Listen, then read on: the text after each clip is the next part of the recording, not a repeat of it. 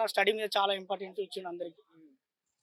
అది మళ్ళీ గృహం మీద అది ఇల్లు పథకాలు ఉన్నాయి కదా, అవి కూడా చాలా బాగానే ఇచ్చింది.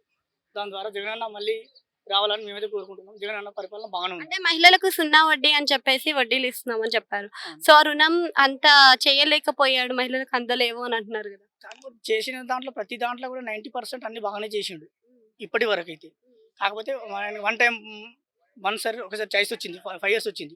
ఇంకో 5 years ఇచ్చి చూస్తే బాగుంటుందని 2014 చంద్రబాబు నాయుడు గారు కొన్ని హామీలు ఇచ్చారు. ఉమ్. 19లో ఈయన కూడా కొన్ని హామీలు ఇచ్చారు. ఎవరు హామీలను ఎక్కువ నెరవేర్చారంటే ఏం చెప్తారు? అంటే ఇప్పుడు ఉమ్మడి ఆంధ్రప్రదేశ్ ఉన్నప్పుడు చంద్రబాబు నాయుడు ఇక్కడ పరిపాలించిండు, టోటల్ ఆంధ్ర కూడా ఉండే. ఆయనకు అంతకుముందు కూడా చాయిస్ ఇచ్చారు. ఓకే, ఆయన పరిపాలన కాదంటలేము, బట్ కానీ ఆయనకంటే జగన్ అన్నకు ఇంకోసారి అవకాశం ఇస్తే చాలా బాగుంటుందని మేము కోరుకుంటున్నాం.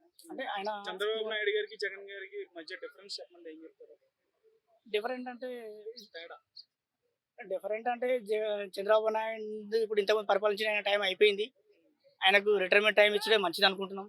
జగన్ అన్నకు మాత్రం మళ్ళీ అవకాశం ఉంది. ఆయనకు ఇంకోసారి టైం ఇస్తే అదేదో రాజధాని విషయం కూడా ఆయన సెట్ చేస్తాడేమో, మళ్ళీ ఆంధ్ర కూడా మంచి పరిపాలిస్తాడేమో అని మేము కోరుకుంటున్నాం. పార్టీలన్నీ ఒకవైపు, జగన్ గారు ఒకళ్ళే ఒకవైపు అయిపోయారు కదా, గెలుస్తారా మరి? ఎన్ని రకాలుగా ఉన్నా కానీ జగన్ అన్న 100% సింగిల్ అయినా డిపాజిట్ సాధిస్తాడు, ఒక్కడే గెలుస్తాడు నేను కోరుకుంటున్నాను. జగన్ పరిపాలనలో రౌడీ రాజకీయాలు జరుగుతున్నాయి అంటున్నారు, నిజమేనా? అది అసత్యం అండి. అలాంటి రౌడీ రాజకీయం అంటూ ఏం లేదు. కొన్ని అపోహలు సృష్టించారు, కానీ అలాంటి అపోహ అయితే లేదు అనుకుంటున్నాం మేము. అంటే ఎంపీ సీట్ కి ఇంత మోతాదు ఇస్తేనే మీకు ఎంపీ సీట్ కన్ఫర్మ్ అవుతుంది అని చెప్పారు. సో కాదండి, ఆయన మీదనే ఇంతకు ముందు ఎన్నో డబ్బులు అవి సీజ్ చేసి ఇవి చేసి ఆయన డబ్బులే గుంజుకున్నట్టు చెప్పారు అందరూ. ఇప్పుడు మళ్ళీ ఆయననే డబ్బులు అడుగుతారంటే అది నమ్మశక్యం కాదని మేము అనుకుంటాం. ఆయన దగ్గరనే ఉన్నాయని సీజ్ చేసి ఆయన డబ్బులే గుంజుకోరు జగన్ అన్నయ్య అని చెప్పారు అన్ని మీడియాలు.